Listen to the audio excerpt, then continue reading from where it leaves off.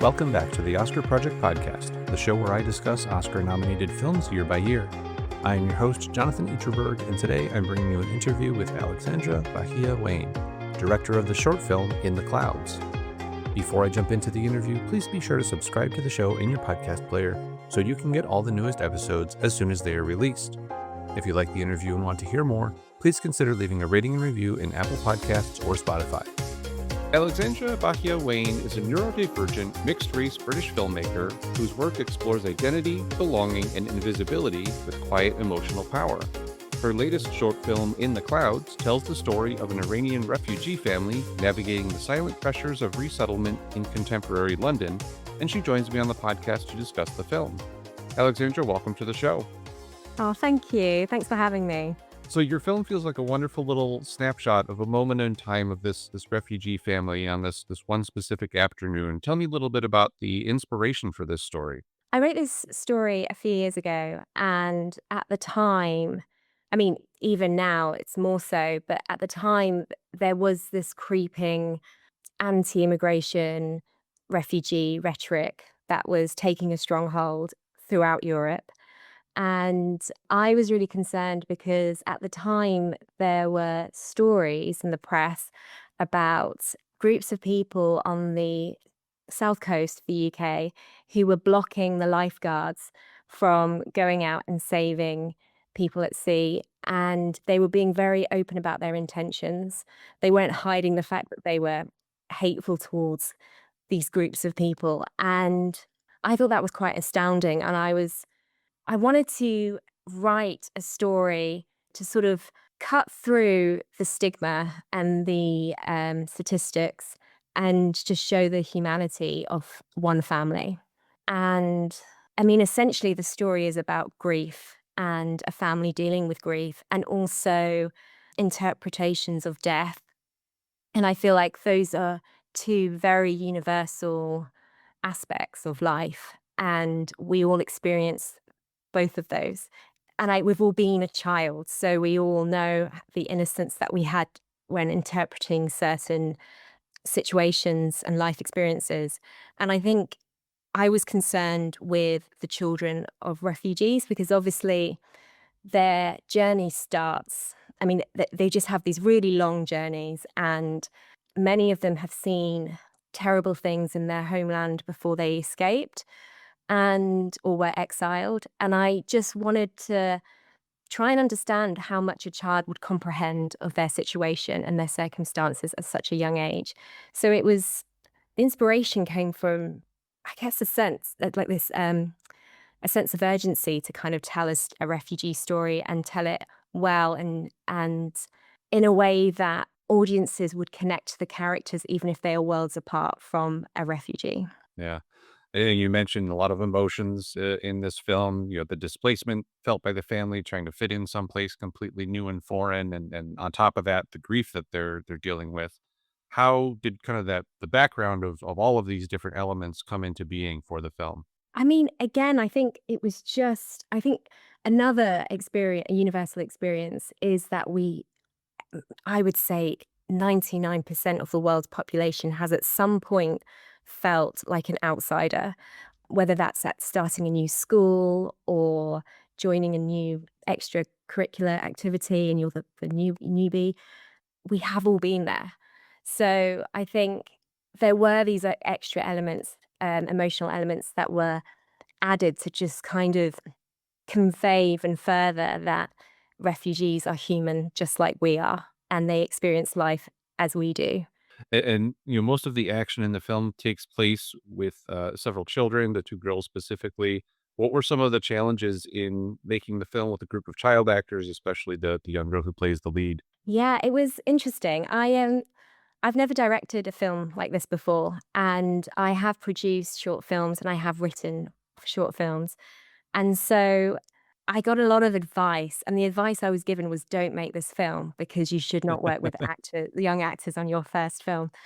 And I'm really glad that I listened to my gut and I made the film because the kids were incredible and I couldn't have asked for a better cast. It was going to be difficult because I needed two young girls who could speak fluent Farsi, who were mature enough to understand the character and also could act. And we didn't have a casting director, so I just got very lucky. Very, very lucky. Working with them was such a joy. We had a handful of not auditions, sorry, rehearsals in a very small room. It wasn't really big enough to rehearse properly, but we were able to talk through the characters, go through the lines, fix it because these girls could speak fluent Farsi and mine's not great, so they sort of corrected me on some of my translations. But we also had one rehearsal with the cinematographer, which was beneficial. I mean, he suggested that himself just so that they would get used to him. And then we did a rehearsal with all the actors on location, which was such a privilege. And all the scenes just came alive. And it meant that when we started the shoot, we were all familiar with what to expect, and we didn't waste any time because working with child actors, you are limited to how long you can have them in front of the camera. And for Nika, it was only like 3 hours a day. So we really needed to do a lot of prep. But yeah, I recommend working with children. They're much easier than working with adults. So, but yeah, it was great. I recommend it. Wonderful. And one of the other key parts of the film, the main character there, she's got a little doll that she carries with her throughout the film, which has some import, obviously. Was that part of the original script, or was that something added in those rehearsals as you went through developing and getting ready to shoot? It was part of the script from the very beginning. I've always been a fan of elevated horror. I'm a huge Stephen King fan. I love everything by Mike Flanagan. I've watched The Haunting of Hill House several times. And when I originally wrote the script, it was originally a horror. And I included a lot of familiar horror tropes. So the doll, the child's drawing, the rolling orange is like a nod to the classic rolling red ball. And I wanted to create a story that was a horror, but to describe this real life horror that this family were going through. But I had to be very careful. And so early on, speaking with our cinematographer, John Mushamp, we talked a lot about tone and how to avoid unintentional humor.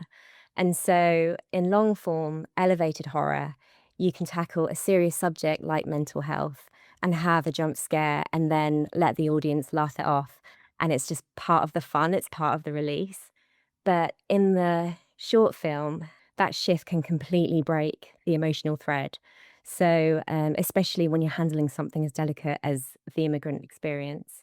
So instead, we kept those horror elements sort of more grounded so that they're there to show this family is living through this real world horror, but we didn't want to push it too far. And even in the edit, we tried a jump scare for the reveal, and we both knew it was coming, but we both started laughing, and it was just sort of confirmation that it just should not belong there. Yeah, and this next question might feed into that a little bit. The location you use, this apartment building, feels very much like a character of its own in the film. Where was that shot, and how did that play a role in how the film turned out? Like you said, towing that line between horror and being able to laugh about it. Yeah, so we filmed it in Brixton, which is in South London, and one of our key references for this film was another horror called The Humans by Stephen Karam, and it's an adaptation of his stage play. And it's an elevated family drama with hints of horror, but he's using this downtown Manhattan apartment as a vehicle for this family secret. But he creates this tone of it's sort of like the building is watching this family that it predates these humans and it's watching them. And I really wanted to invoke a similar feeling for In the Clouds. So I made all the HODs watch this film, and it kind of, I think with camera and with sound, we managed to convey something quite similar. So that the high rises are just a backdrop, but like a silent witness watching these characters, and that it predates these girls. And so thanks for saying that it's a character. It really means that means a lot because that was what we intended. But with the actual, there's so much to say with the location because I was really inspired by Malala when her book, I Am Malala. So early on in that book, she describes being in hospital in Birmingham and looking out of the hospital window to this. Birmingham is a city here in the UK, and she's looking out, and it's this grey concrete landscape. And she's comparing it to her memories of the beautiful mountains back at home in Pakistan. And that image stayed with me. I mean, I read that book several years ago, and it really stayed with me that the sense of displacement and being somewhere that feels so far from what you know. So for In the Clouds, I wanted to find a similar environment and a concrete high rise where our main character, Sarah, can look out of her window and see an identical building across from her as her view. And it is also a reflection of how many many immigrant families that end up living in these buildings that are densely populated but somehow very eerily quiet. So it's not very social atmosphere. You can see in the location we found, the playground has washed out colours and it's clearly seen better days, and that also feeds into the mood of the film. But the walls as well were blue and grey, and we wanted to add more metaphors with the costumes and the location. So Sarah and her father wear light blues, whites, and greys, and it's not only reflection of the sky and clouds, but also the sort of blending into their surroundings to show that they're quietly adapting, but also connecting to each other. And the mother is in contrast, so she's in darker black and brown, earthy tones. She's heavily disconnected from both Sarah and her husband and stuck in rumination. And then Tala is wearing bright pinks and oranges and fun accessories, so she's sort of a symbol of warmth and cherished memories. And her brown trousers is like a hint to the connection with her mother. I'm not sure how obvious that was to everyone, but we had a fantastic camera team who allowed us to put two of the main characters in colours that matched the background. So we had this amazing focus puller called Dominika Bashinska, and she did a really fab job because it's not easy to follow characters when they match the background. But we were really lucky with the location, like the residents and the management team there were fab. And it really, when I saw the location, I just couldn't believe it because it was everything we wanted. And I did go back and watch a little bit of the film a second time after I'd seen the kind of reveal at the end, and impressed with a lot of the things that you're able to show without being too obvious. How important was it to kind of provide a slow reveal of what was going on before the final reveal at the end? It was really difficult to know where the line was because there were some other ideas of maybe having some footprints, or we did have some other ideas, and I just thought I don't want it to be too obvious. I think some people had suspicions in the script, but they didn't understand the full reveal until they got to the end. So it was really important not to give too much away. And I think we did it. I think we managed it. I think so. Well, I have a couple of questions not specifically related to the film, but before we move on to those, is there anything else you want to touch on about In the Clouds? I think it's important to just say that we had a brilliant crew on this, and they made the experience so fun for everyone. So I have to say a huge thank you to all of them, and especially producer Daniel Penico and our EP Kiri Giorgio as well. They've just both been brilliant, and I couldn't have made this film without them. And also all the festivals, big and small, that have found space for our film. It means so much, and the audiences this film has reached has really gone beyond what I was imagining. So yeah, it's a big thank you. Wonderful. Well, this might be the hardest question I ask, but if you had to pick your top three films of all time, what would they be? So I think for this film, I'm going to say there's a film called The Innocents by Eskil Voigt. I don't know if you've seen it. It's a Norwegian film, and it's about a group of children who live on the same estate, and they discover that they each have their own superpower. And the film explores their childlike, innocent way that they approach and control and abuse those powers. But it is just like it's essentially it's good versus evil, like most superhero films. And when I watched it, I'd written In the Clouds, and then when I watched this film, I got so excited. I was like, I have to make this film. I'm not going to wait for permission anymore. And it became a comp for our film. So I have to say, The Innocents.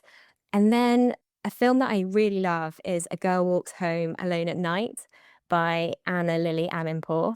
And it's a vampire film, and it's in Farsi. It's set in Iran, and it explores the most marginal and vulnerable people in society, and especially women. But for me, the film is about hope, finding hope in a hopeless place. And I really recommend people watching it. It's very unique. And then lastly, Burn After Reading by the Coen brothers is my all-time favorite film. I absolutely love it. I love everything that they make. So yeah, I'll say those three. Excellent. And if you could invite any three movie characters to your next dinner party, who would they be and why? I would say Erin Brockovich. I know she's real, so that might happen. Let's manifest that.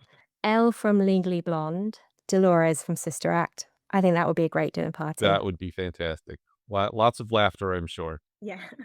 And do you have any books you could recommend that you've read recently or things that you really enjoy? Can be fiction or nonfiction and don't have to relate to movies. My favorite book of all time, I actually have one, is Craig Thompson's Habibi. It's a graphic novel, and it is profound. It's beautifully written and illustrated, and it really highlights the inequality between the East and the West.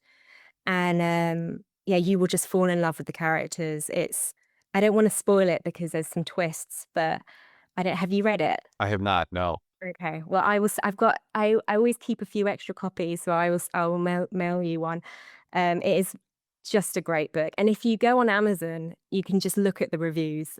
I mean, I can't believe it's not better known because it's just such a wonderful book.